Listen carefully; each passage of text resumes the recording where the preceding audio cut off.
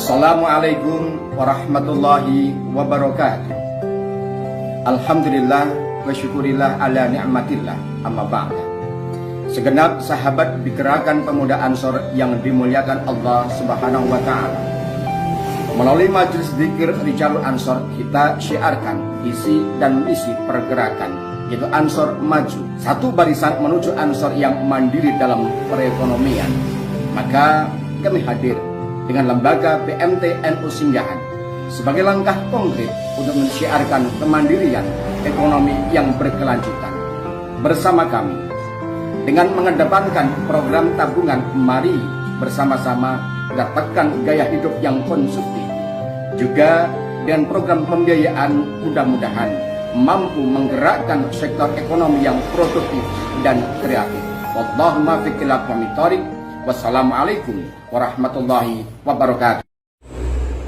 PMT NU Singgahan bergerak menuju kemaslahatan umat.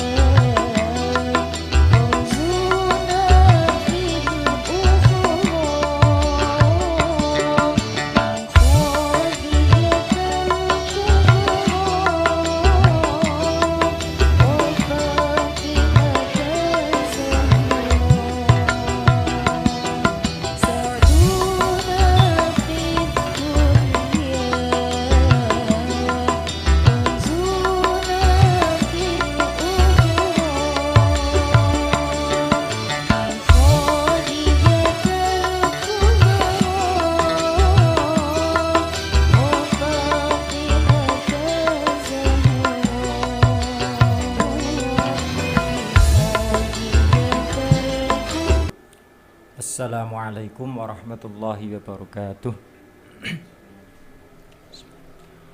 Alhamdulillah, alhamdulillahirabbil alamin. Shalatu wassalamu ala sayyidina Muhammadin sayyidil anbiya'i wal mursalin wa ala alihi wa ashabihi wa alaina ajma'in, amma ba'd. Pemirsa yang saya hormati, alhamdulillah wa syukurillah, ini semoga diberi kekuatan oleh Allah Subhanahu wa ta'ala bisa menjalankan amanah, sehingga menjalankan satu periode dengan penuh semangat, dengan penuh amanah, sehingga NU ke depan di Bangkalan ini menjadi NU yang maju, menjadi NU yang betul-betul menjadi panutan kita semua. Amin Allahumma amin. Pada kesempatan ini kami akan menjelaskan tentang kenapa kita harus ber-NU. Ini perlu kita ketahui bersama bahwa NU ini adalah jamiah yang didirikan oleh para ulama, terutama yaitu beliau Hadratus Syekh Baqi Haji Hasyim Asy'ari. Dan beliau pernah dawuh kepada kita semua, barang siapa yang merawat NU akan diaku sebagai santrinya. Nah, sebagai santri itu bagaimana? Seharusnya sebagai santri ini harus punya ta'alluq batiniyah, harus punya ikatan hati antara santri dengan guru. Nah, salah satu ikatan santri kepada guru ini adalah melanjutkan apa yang menjadi program-program atau keinginan-keinginan pada guru-guru kita semua. Di antaranya yaitu melestarikan jamiah yang sudah dirancang oleh beliau Mbah Haji Hasyim Asy'ari, dan begitu juga muassis yang mendahului kepada kita semua. Ini salah satu alaqah kita kepada guru kita. Kenapa kita harus punya alaqah terhadap guru kita? Di dalam kitab Muta'alimul Muta'alim itu tidak salah, ada dawuh, ada keterangan, kalau kita ingin berkah ilmu kita, maka kita harus menghormati kepada guru-guru kita. Begitu juga kalau kita ingin berkah rezeki kita, diberi kelancaran oleh Allah rezeki kita, maka kita harus berbakti, harus menghormati kepada kedua orang tua kita. Oleh karena itu sebagai alaqah kita sebagai santri kepada guru, ini salah satunya menghidupkan, melanjutkan apa yang menjadi gagasan-gagasan oleh beliau-beliau itu dari muassis Jam'iyah Nahdlatul Ulama. Ini yang pertama yang perlu saya sampaikan. Kenapa harus berjam'iyah? Iya, karena dalam jam'iyah atau jamaah ini adalah sebagai kekuatan Islam. Karena Islam ini tanpa adanya jamaah, karena adanya perkumpulan seperti ini, Islam ini tidak bisa menjadi kuat. Oleh karena itu ada sebuah keterangan yang ditulis dalam kitab Ad-Difa' Al-Wataniyah, yaitu karya Y. Said Kediri. Di situ dijelaskan bahwa al-jamaah ini al-Islam la tatimu illa bil jamaah. Islam ini tidak akan bisa sempurna kecuali dengan adanya jamaah, adanya perkumpulan yang seperti ini. Begitu juga kita lanjutkan bahwa jamaah ini la tatimu illa bil wahdah. Jamaah atau perkumpulan ini tidak akan bisa menjadi kuat kecuali adanya persatuan umat yang ada di dalam jam'iyah tersebut ini. Oleh karena itu yang terpenting dalam hal ini adalah persatuan hati kita kepada yang lain. Meskipun baju kita berbeda, tapi yang penting ada ukhuwah, ada rasa kecintaan kita terhadap sesama, ada kecintaan kita terhadap bangsa dan negara. Ini adalah suatu hal yang luar biasa. Kemudian dilanjutkan dalam sebuah kitabnya itu, persatuan ini la tujadu al-wahdah la tujadu illa bil qawanin, kecuali dengan adanya undang-undang atau peraturan-peraturan yang dapat mengikat kepada jam'iyah kita semua. Karena itu kita sudah tepat, kita berjam'iyah, kita berjamaah melalui jam'iyah kita yaitu Nahdlatul Ulama, yang dimana jam'iyah ini dikomandani atau dipimpin oleh para ulama-ulama kita, yang mana kita tahu bahwa al-ulama ini adalah warasatul anbiya. Ini sebagai mukadimah kami. Untuk selanjutnya kami akan menjelaskan tentang masalah zakatul fitri, yaitu kitab Fathul Qorib. Di sini adalah halaman 170. Ini cetakan Darul Ihya atau Darul Ulama ini ya. Ya, ini coba nanti silakan dibuka pada halaman 170. Bismillahirrahmanirrahim. Qala al-mu'allifu rahimahullah wa nafa'ana bihi wa bi'ulumihi fid darin amin. Bismillahirrahmanirrahim. Faslun ai hadza faslun, utawi iki ku ana pasal swiji. Wa tajibulan wajib apa zakatul fitri, zakat fitrah, bisalah sati asya'a kelawan telu piro-piro swiji-wiji.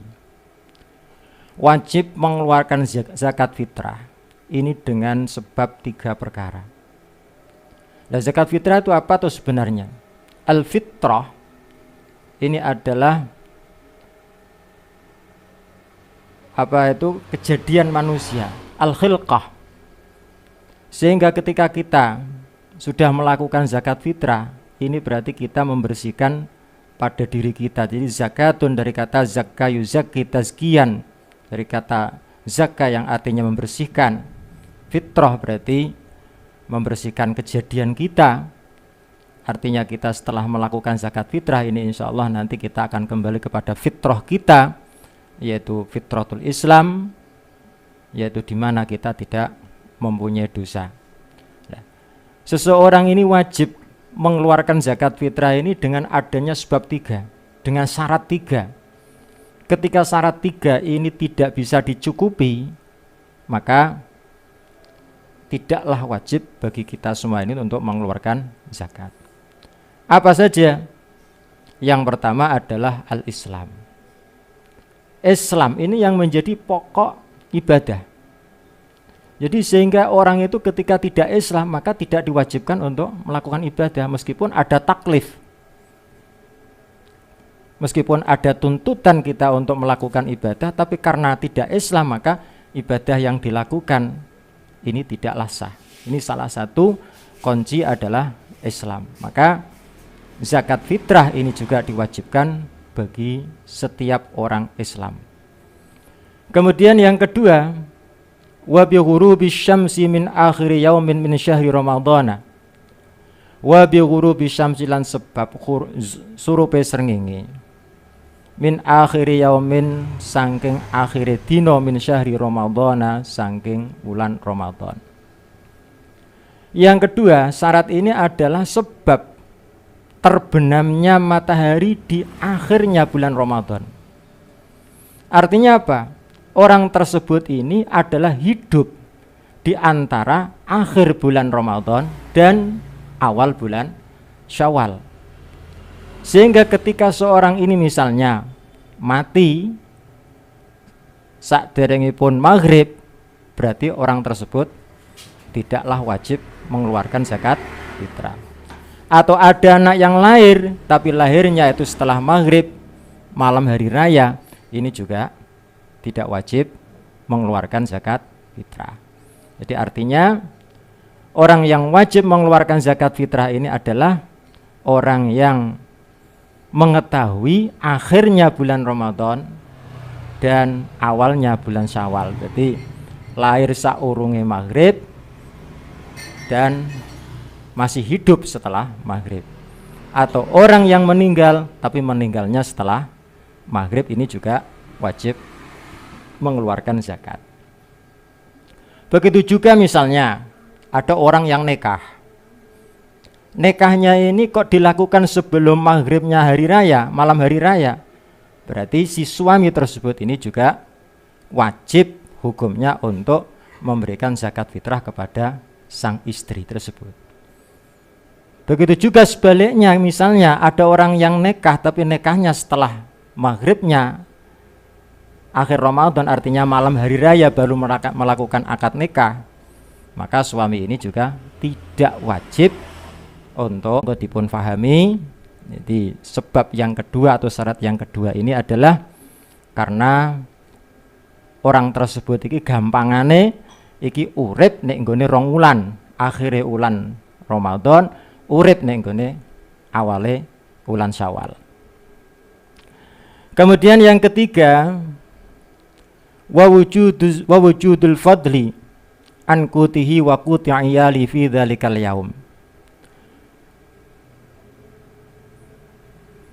Wa wujudil fadli lan wujute lan sebab wujute luwean utawa turahan an qutihi saking makanan pokoke muzaki utawa wong, wa quti iyalihi lan makanan pokoke keluargane wong fi dzalikal yaumi ing dalem mengkono-mengkono dina.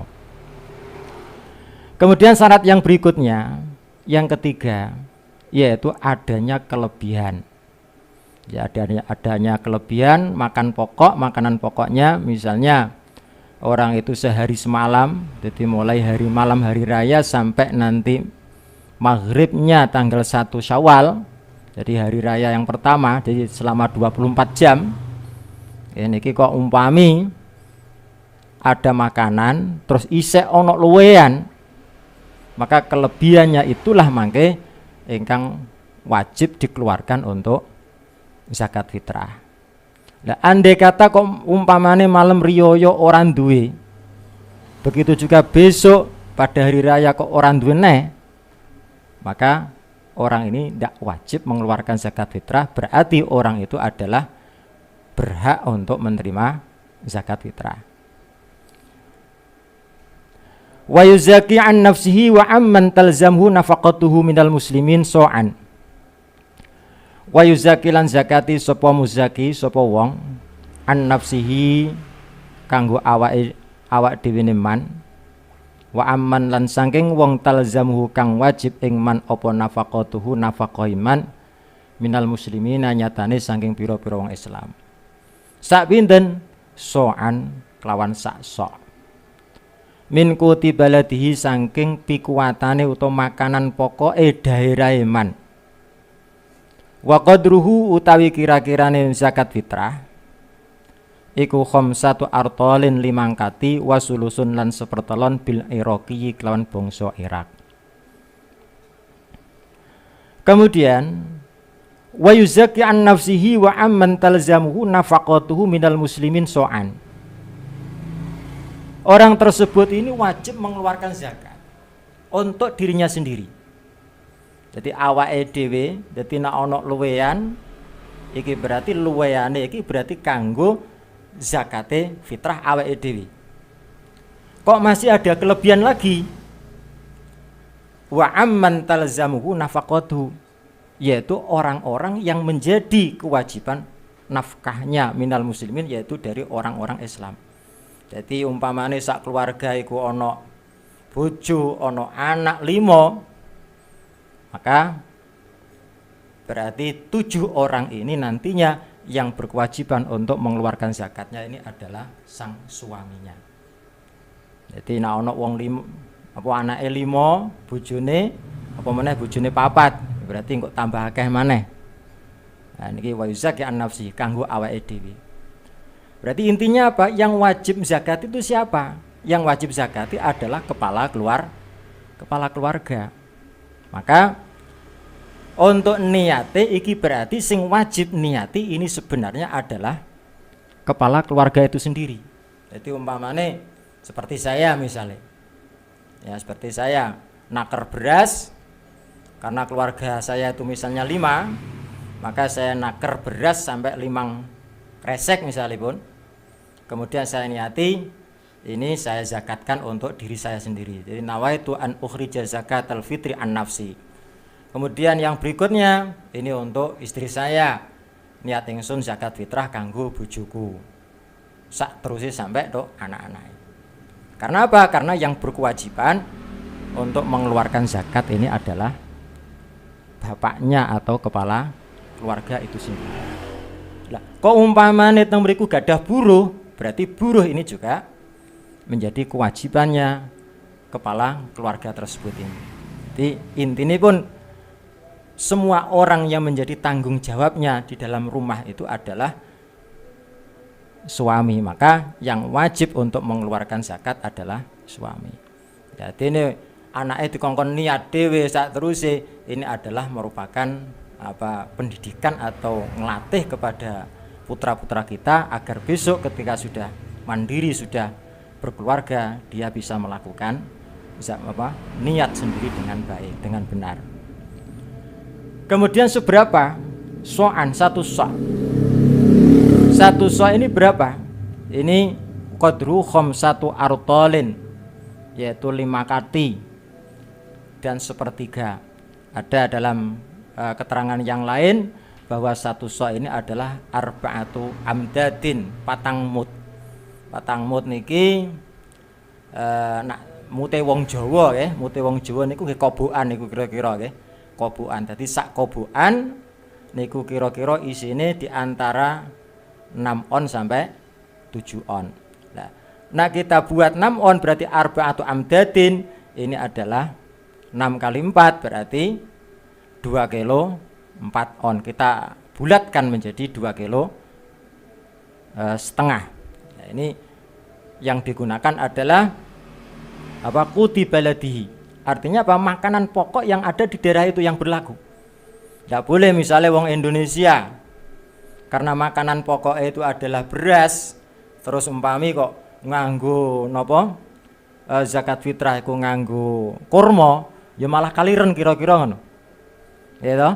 Jadi krana napa? Krana yang dimakan di Indonesia ini pada umumnya adalah makanan pokoknya adalah beras. Maka kewajiban kita juga mengeluarkan beras itu sendiri. Jadi tidak boleh kita mengeluarkan yang lain karena makanan pokok yang berlaku di Indonesia itu adalah ya beras itu umumnya. Nah, sekarang umpama di suatu daerah itu ada makanan pokoknya itu 2, misalnya ono jagung karo beras. Maka yang kita buat zakat yang mana? Kita buat ukuran. Maka yang kita buat ukuran adalah makanan pokok yang paling banyak digunakan. Misalnya kalau yang paling banyak yang digunakan itu adalah beras, maka juga harus pakai beras kurang lebih yaitu 2 kilo setengah itu tadi. Kita lanjutkan. Bismillahirrahmanirrahim. Faslun utawi iki kuno fasal swiji watud faulan den paringake den wehake apa az-zakatu zakat ilal asnafi maring pira-pira pantan as-samaniyati kang 8 alladzina rupane wong akeh zakarohum kang nutur ing alladzina sapa Allah Gusti Allah taala fi kitabihi ing dalam kitab Allah al-aziz kang mulya fi qalihi ta'ala ing dalam dawuh Allah taala. Rupane dawuh innamas shadaqatu lil fuqara'i wal masakini wal 'amilina 'alaiha wal mu'allafati qulubuhum wa fir riqabi wal gharimina wa fi sabilillahi wa ibnis sabil. Innamas shadaqatu angin pamestine sae pira-pira sedekah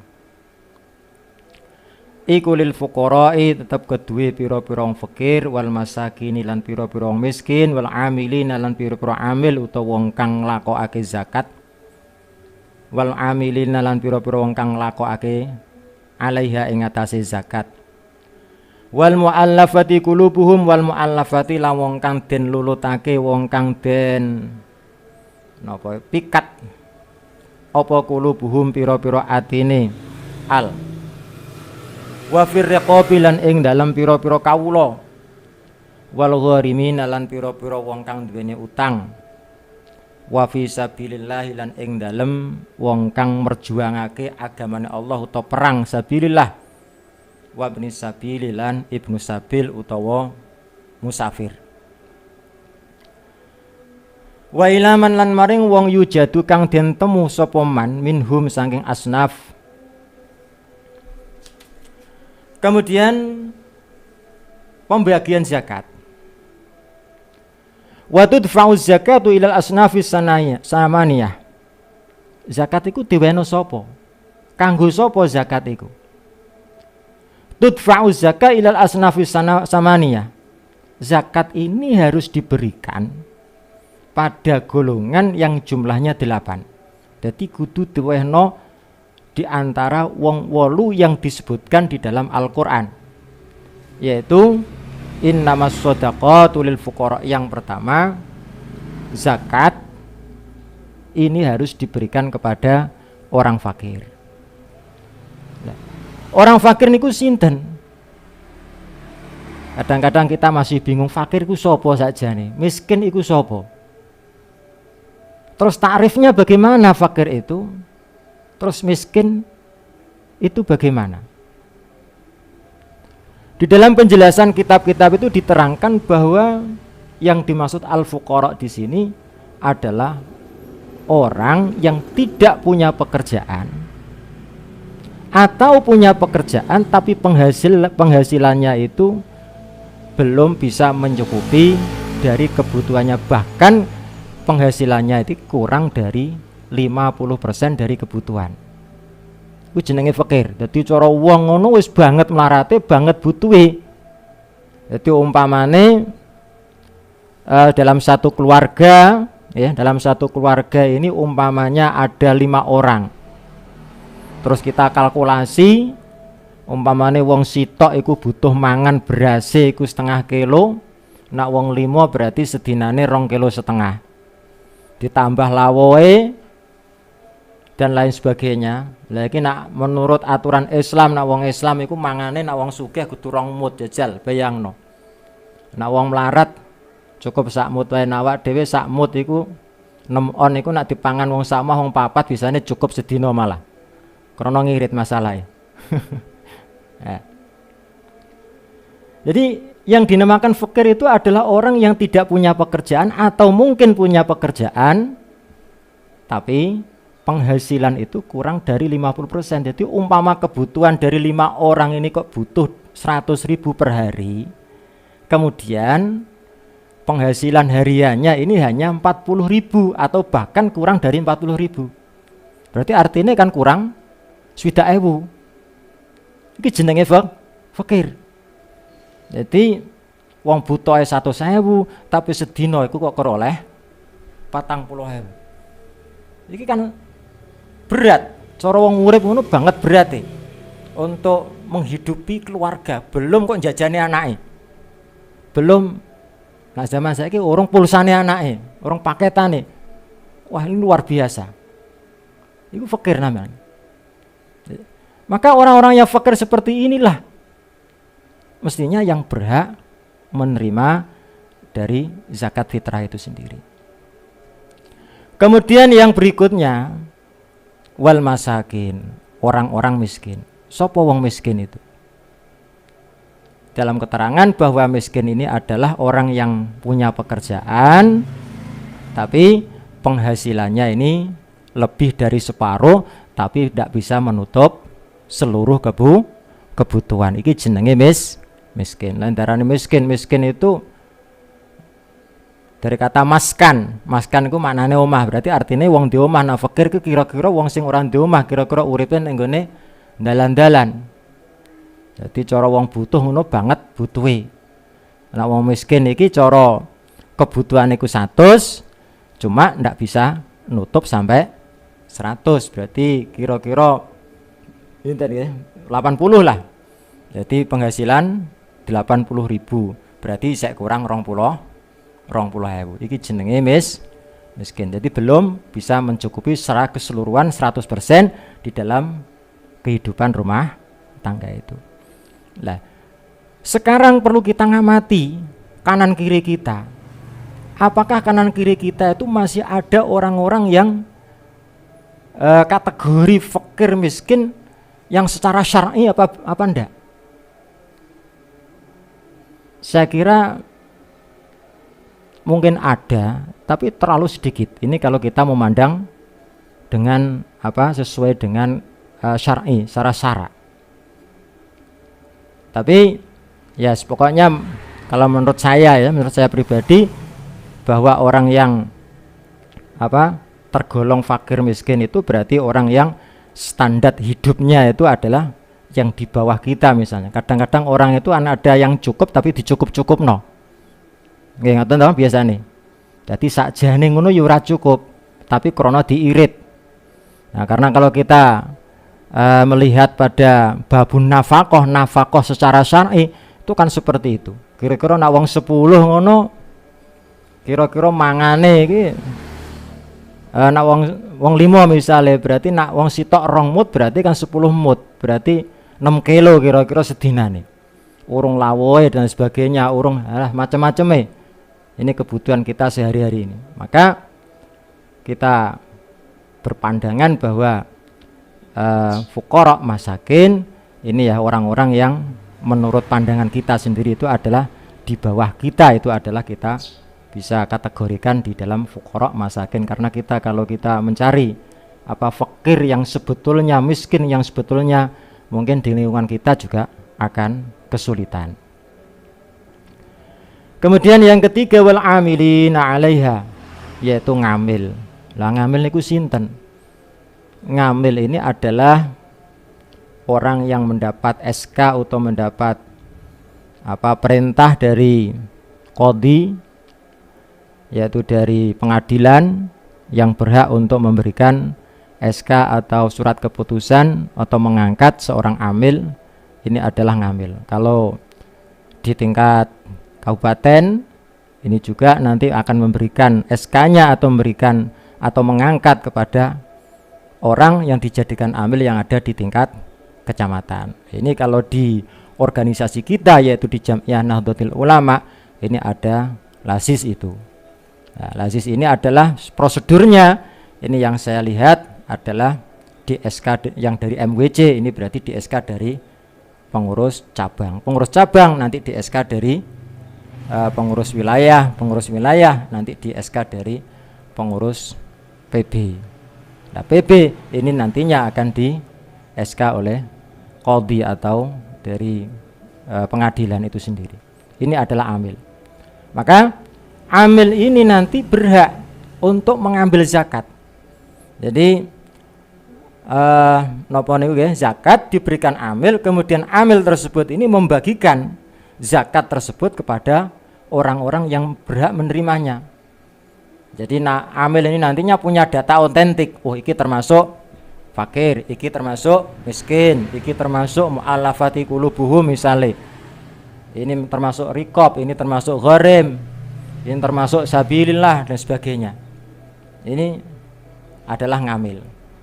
Jadi umpamanya zakat, baik itu zakat fitrah atau zakat mal yang lain, ini kalau diberikan kepada amil atau di tingkat kecamatan ini sudah ada yaitu lazisnu, maka lazisnu itu nanti timnya akan menyalurkan zakat fitrah atau zakat mal ini kepada orang-orang yang berhak menerima zakat. Nah, amil itu sendiri boleh mengambil bagian. Jadi boleh mengambil bagian. Nah, sekarang bagaimana misalnya saya membuat kepanitiaan di masjid atau di madrasah atau di musola untuk menampung zakat. Bisakah orang tersebut ini dikatakan sebagai amil?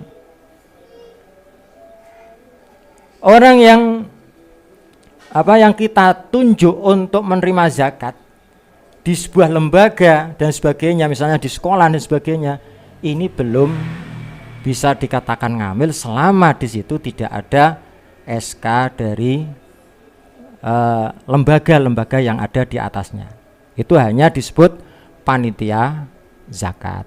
Lah, bagaimana kalau panitia zakat ini bolehkah mengambil zakat? Mengambil bagian untuk dirinya? Selama ngamil ini tidak termasuk dari kategori fuqara, masakin dan yang lain, maka panitia zakat ini tidak berhak untuk menerima zakat atau mengambil zakat. Jadi misalnya yang jadi panitia kok orang kaya misalnya, maka orang kaya ini tidak boleh, ya, tidak boleh untuk mengambil bagian dari zakat itu sendiri. Kemudian berikutnya wal mu'allafati qulubuhum, orang yang diikat hatinya. Artinya apa? Wong sing mungkin imanil isek lemah, atau mungkin orang kafir yang baru masuk Islam.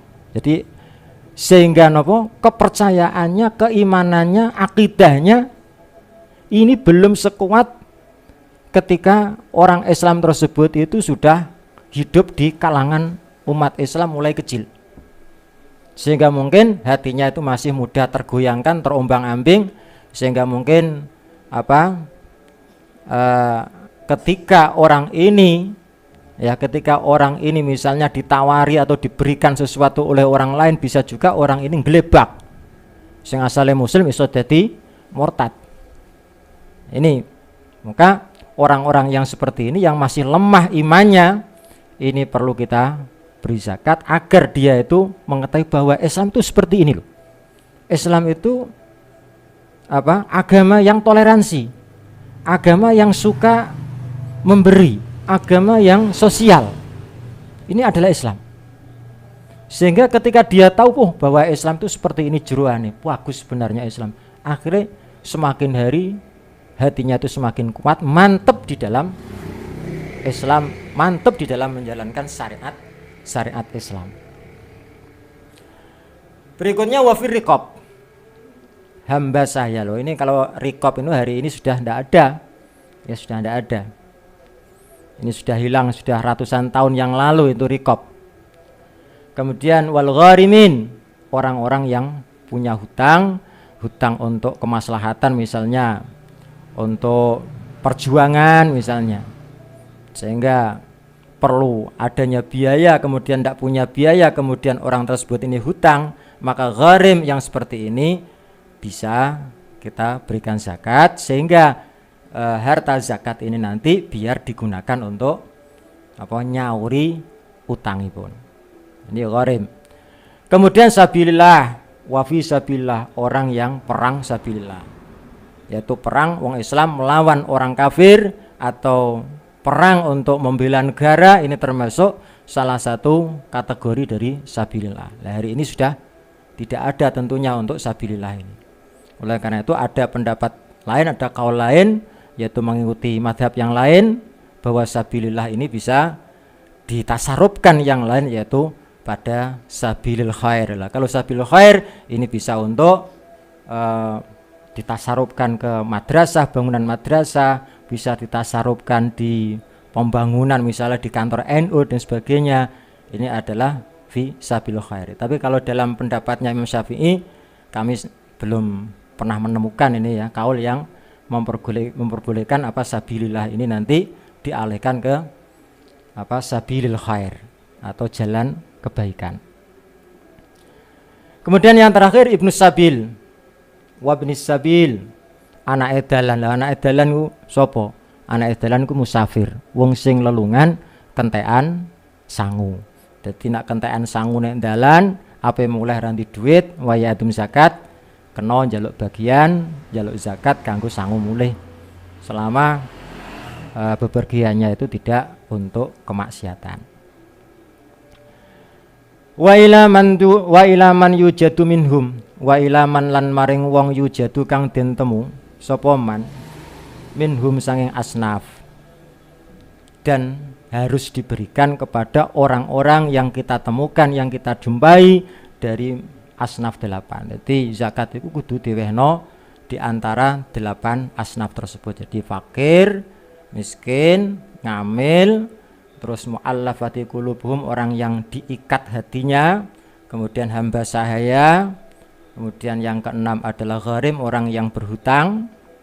Jadi untuk apa? Untuk nafkah dirinya, berhutang untuk perjuangan. Kemudian sabilillah, yaitu orang yang berperang apa melawan orang kafir. Kemudian yang terakhir yaitu musabil musafir. Wala yaqtasirulan ora kena ngringkes sapa muzaki sapa wong ala aqalla ing atase kang luwih sithik min salasatin saking wong telu min kulli sinfin saking saben-saben pantan illal amila kejaba ngamil. Zakat fitrah ini tidak boleh diringkas atau tidak boleh diberikan kepada satu orang. Ala aqalla min salasah, tidak boleh diberikan lebih sedikit dari 3 dari setiap golongan, kecuali diberikan kepada amil. Artinya apa? Sampai zakat fitrah ini tidak boleh hanya diberikan fuqara saja, tidak boleh hanya diberikan miskin saja. Minimal zakat iki kudu dindomno wong telu. Nah ini kan repot. Repotnya piye? Sampai zakat ke 2,5 kilo. Nah padahal carane bagi zakat iki kudu diweno wong telu minimal. Lah mbok ndum 2,5 kilo dadi sak widik-widik ngono. Kira-kira sampean ya tepaedu wong zakat fitrah kalau sak gegem dina wong. Nah, gremengi ketanggane. Nah, ini ada sebuah solusi ya untuk mencukupi niki. Ya, niki solusi ini keterangan dari Mbah Kiai Sarbini ya. Mbah Kiai Sarbini Lengkong. Tapi keterangan ini saya dapatkan dari mertua saya, Pak Haji Mas'ud. Pak Haji Mas'ud ini adalah santrinya Mbah Sarbini. Dan juga saya juga termasuk santri Mbah Sarbini, cuma apa? Hanya sampai kelas 3, jadi belum begitu paham tentang Mbah Sarbini. Ya. Bagaimana caranya zakat iki ben iso mandumi wong telu? Niki carane ngeten. Jadi umpami dalam satu rumah iki wong 5. Ya, umpamane wong 5. Sebelum dibagi iki berarti kita naker zakat. Jadi 5 ponto, jadi 5 kresek misalnya. Terus diniati sitok-sitok, ya, diniati sitok-sitok iki kanggo aku, kanggo anak, kanggo bojo sak teruse. Setelah niku dicampur lagi, dadekno sitok neh. Ya, didadekno sitok neh. Dadekno sitok diaduk. Ya, diaduk. Kemudian terus apa? Kita taker lagi. Jadi nakernya 2 kali kerja ini ya. 2 kali kerja. Niki keterangan saking mertua kula, ini keterangan saking Mbah Yai Sarbini. Jadi teori ini Mbah Sarbini ngoten terusipun. Ya. Jadi zakat wis diniati. Jadi misalnya wong 5 berarti 5 wadah, ya, 5 wadah. Kemudian setelah itu disurno neh dadi sitok, diaduk, terus ditaker neh, didadekno 5 neh. Kemudian diberikan sampai wong 5. Iki nanti bisa bisa mencukupi sampai 5 orang. Cuman nggih wonten keterangan yang lain, yaitu saya pernah mendapatkan itu kalau tidak salah di kitab Kifayatul Akhyar niku juga boleh hanya diberikan kepada fakir saja misalnya boleh ya. Karena mungkin sulitnya untuk mendapatkan 3 orang, sedangkan kita untuk mencari ngamil di daerah kita, di desa kita itu misalnya tidak ada, maka boleh diberikan 1 orang karena lil masyakoh, karena sulitnya kita deteksi itu termasuk fakir, itu termasuk miskin atau yang lain. Jadi apa ini harus kita pahami ya, harus kita pahami. Jadi ini caranya ya, caranya untuk membagi zakat. Jadi bisa kalau kita ingin mencari solusi untuk kita berikan 3 orang ya, 3 orang carane nggih kados mekaten wau. Tapi nak dhewean kur zakat fitrah kur 2,5 kilo kok pe diundumno wong 3. Nggih niku wau resikone kita dipaedo wong akeh. Ya sak kobokan dene wong, nemen dene wong zakat fitrah model opo kira-kira kan ngono.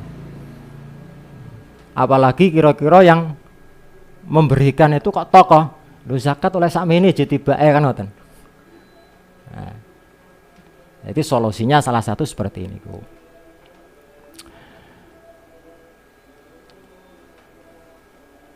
Wa khamsatun utai wong 5 iku laya juzu ora wenang apa daf'uha.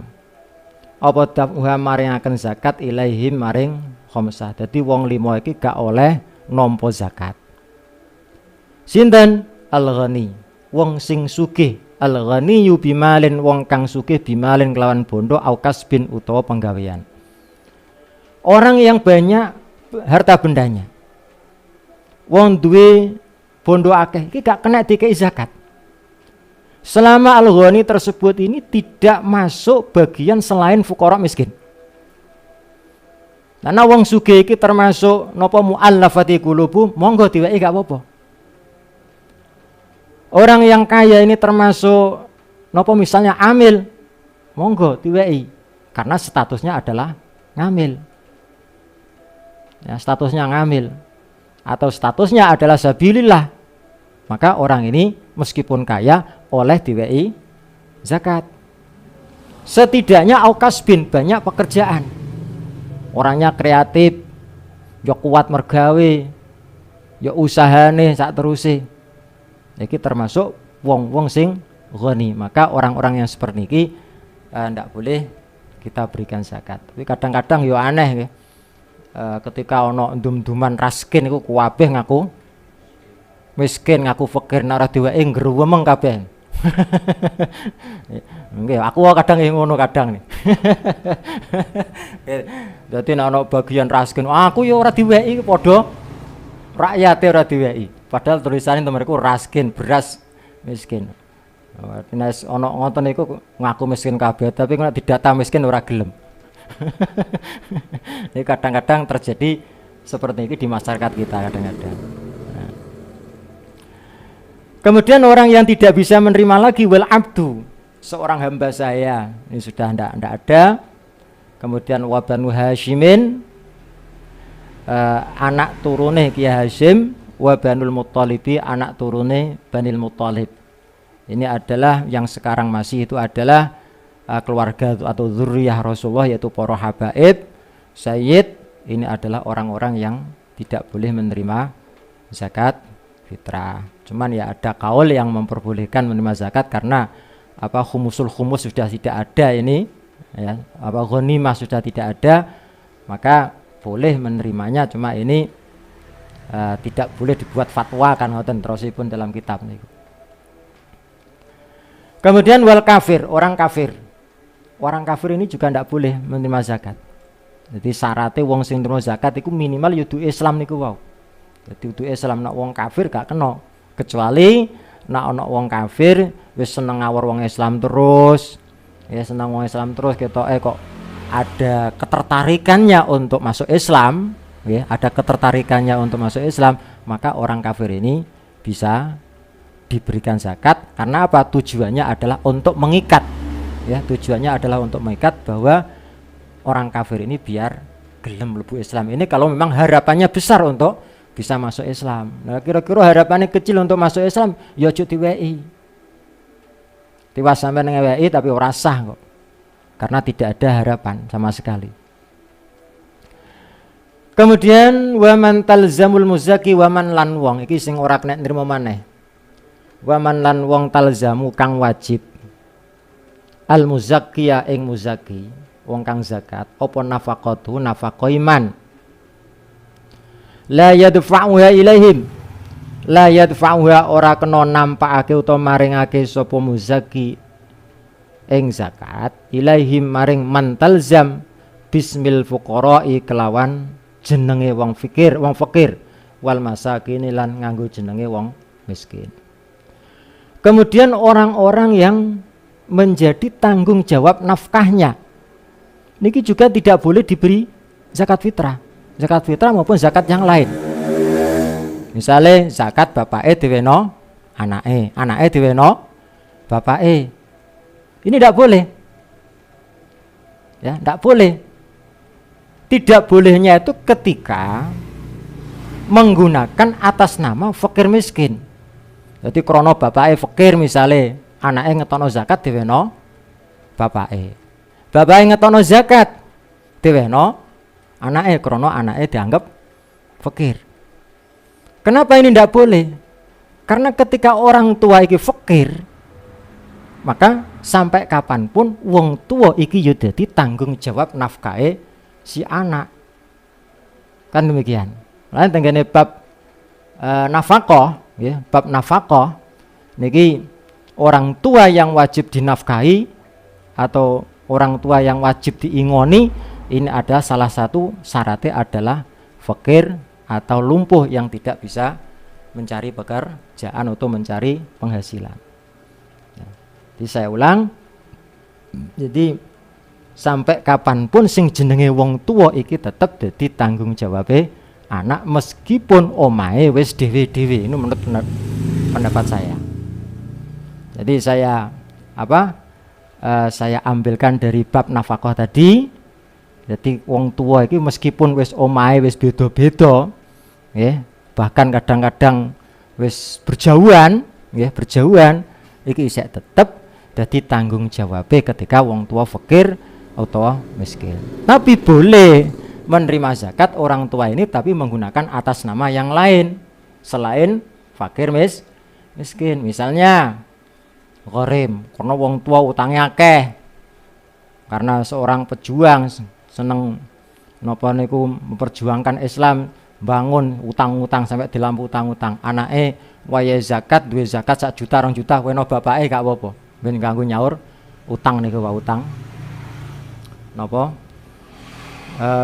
utang kanggo nutup hutangnya ketika bangun-bangun tadi. Jadi boleh tapi jangan menggunakan atas nama fakir miskin. Ini monggo kita pahami. Jadi ada beberapa orang yang memang tidak boleh menerima zakat karena mereka tidak berhak. Jadi saya ulang, diantaranya adalah orang yang kaya harta atau kaya pekerjaan. Kemudian yang kedua adalah abad, seorang hamba sahaya. Kemudian zuriyah Rasulullah yaitu Banu Hashim, Banu Muttalib yang sekarang masih ada di sekitar kita yaitu para habaib. Kemudian para sayyid, ini adalah termasuk Banil Hashim, Banil Muttalib. Kemudian orang kafir, kemudian orang yang menjadi tanggung jawabnya orang yang zakat ini, termasuk yaitu orang tua, anak dan buruh ya. Ini tidak boleh menerima zakat dengan atas nama fakir miskin, tapi boleh menggunakan atas nama yang lain, misalnya gharim, utang, atau sabilillah atau ibnus sabil. Ini kiranya yang perlu saya sampaikan di dalam bab zakat, karena sebentar lagi mungkin 1 minggu lagi kita sudah masuk di bulan Syawal ya, ada kemungkinan Jumat, ada kemungkinan Sabtu.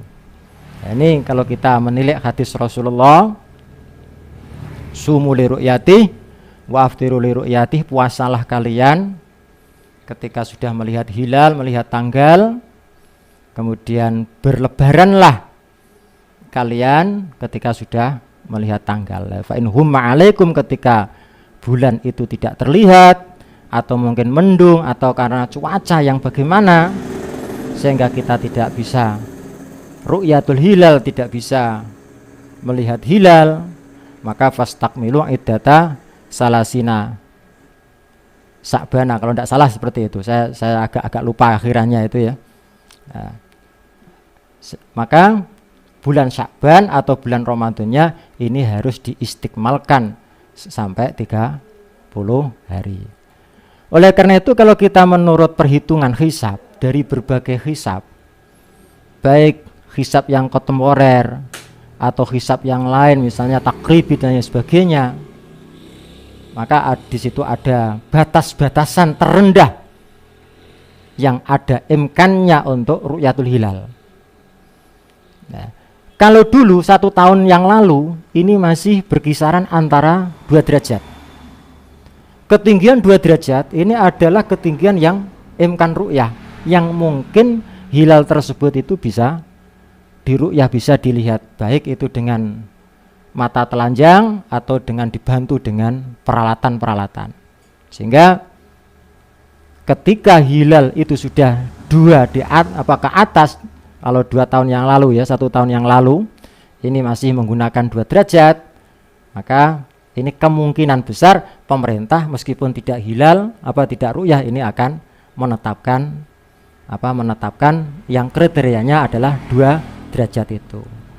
Tapi karena hasil muktamar kemarin di Lampung dan ini juga hasil kesepakatan Mabim, yaitu Menteri Agama yang ada di Asia Tenggara termasuk Indonesia, Malaysia, Brunei, Singapura, ya, ini sepakat bahwa imkanur ru'yah ini adalah ketinggian 3 derajat. Jadi ada kenaikan 1 derajat, yang dulunya 2 derajat sekarang naik menjadi 3 derajat. Kenapa dinaikkan?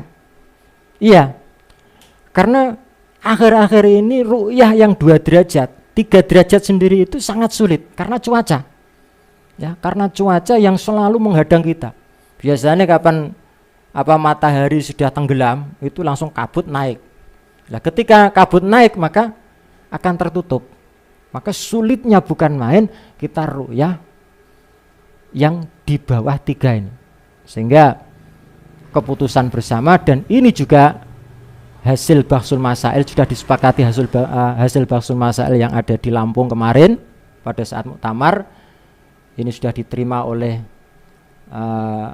peserta Bahsul Masail, bahwa kriteria imkanur ru'yah yang sekarang dipakai adalah ketinggian 3 derajat, kemudian usia bulan setelah ijtima ini 8 jam, kemudian elongasinya yaitu jarak sudutnya antara matahari dan bulan ini minimal harus ada 6 derajat, 4. Jadi sekarang kriteria yang seperti ini juga akan sulit. Jadi misalnya sudah 3 derajat tapi karena usianya baru 5 jam, ini juga imkannya juga berkurang. Umpamanya di bawah itu kok sudah ada yang bisa melihat, maka kesaksiannya itu tidak bisa diterima karena termasuk bagian dari hadidul basor. Jadi mata yang terlalu tajam sehingga sekecil apapun yang tidak bisa dilihat oleh mata normal dia mampu melihatnya. Ini termasuk hadidul basor. Ini bisa tidak bisa dipakai standar. Maka dia sendiri yang wajib untuk melakukan puasa atau melakukan hari raya. Tidak boleh dipakai untuk umum. Kemudian ada kriteria yang kedua, yaitu menggunakan wujudul hilal.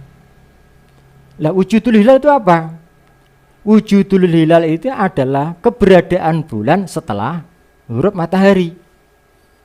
Lah, kalau yang digunakan ini adalah keberadaan bulan setelah huruf matahari, maka berapapun yang penting di situ plus sudah ada nilainya, misalnya 0 sekian derajat, meskipun belum ada 1 dan seterusnya, meskipun di situ imkan ru'yahnya atau tidak mungkin bisa dilihat oleh mata kepala, ini dia akan menetapkan bahwa besok ini adalah hari raya.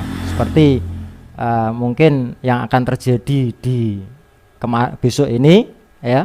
Ini ada yang tanggal 21, ada yang tanggal 22. Berarti yang tanggal 21 ini hanya menggunakan hisab saja ya, menggunakan hisab saja, yakni sistem wujudul hilal, karena di seluruh Indonesia itu rata-rata berkisar antara 1,30 sampai maksimal 30 itu sudah di belahan paling barat ya.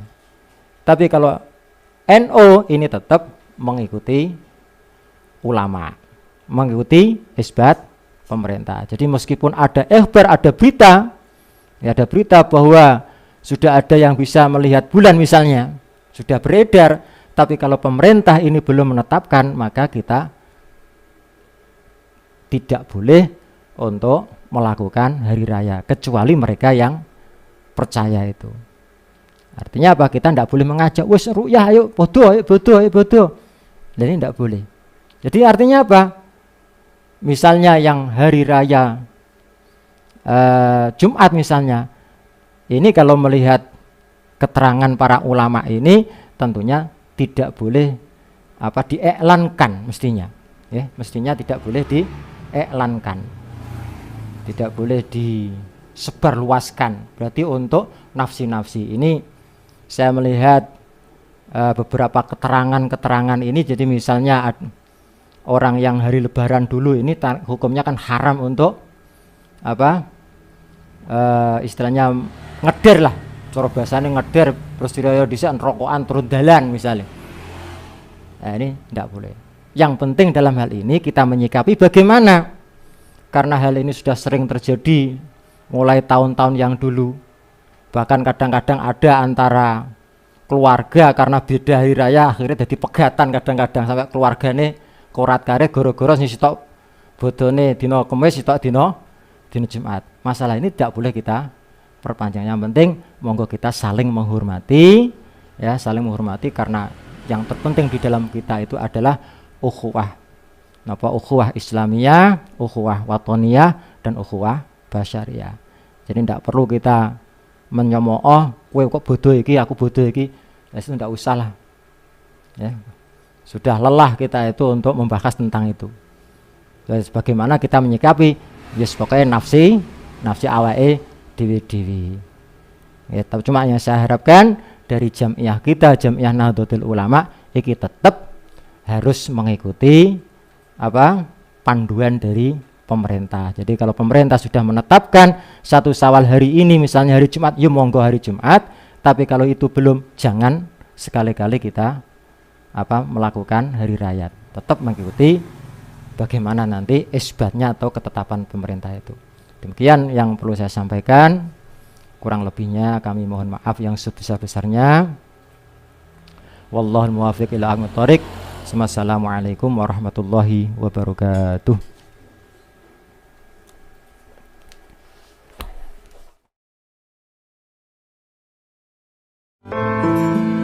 Assalamualaikum warahmatullahi wabarakatuh. Alhamdulillah wa syukurillah ala ni'matillah, amma ba'd. Segenap sahabat di gerakan pemuda Ansor yang dimuliakan Allah Subhanahu wa ta'ala, melalui majelis zikir Rijalul Ansor kita syiarkan isi dan misi pergerakan, yaitu Ansor Maju, satu barisan menuju Ansor yang mandiri dalam perekonomian. Maka kami hadir dengan lembaga PMT NU Singgahan sebagai langkah konkret untuk mensyiarkan kemandirian ekonomi yang berkelanjutan. Bersama kami dengan mengedepankan program tabungan, mari bersama-sama dapatkan gaya hidup yang konsumtif. Juga dengan program pembiayaan, mudah-mudahan mampu menggerakkan sektor ekonomi yang produktif dan kreatif. Wallahu muwaffiq ila aqwamit thoriq. Wassalamualaikum warahmatullahi wabarakatuh. PMT NU Singgahan bergerak menuju kemaslahatan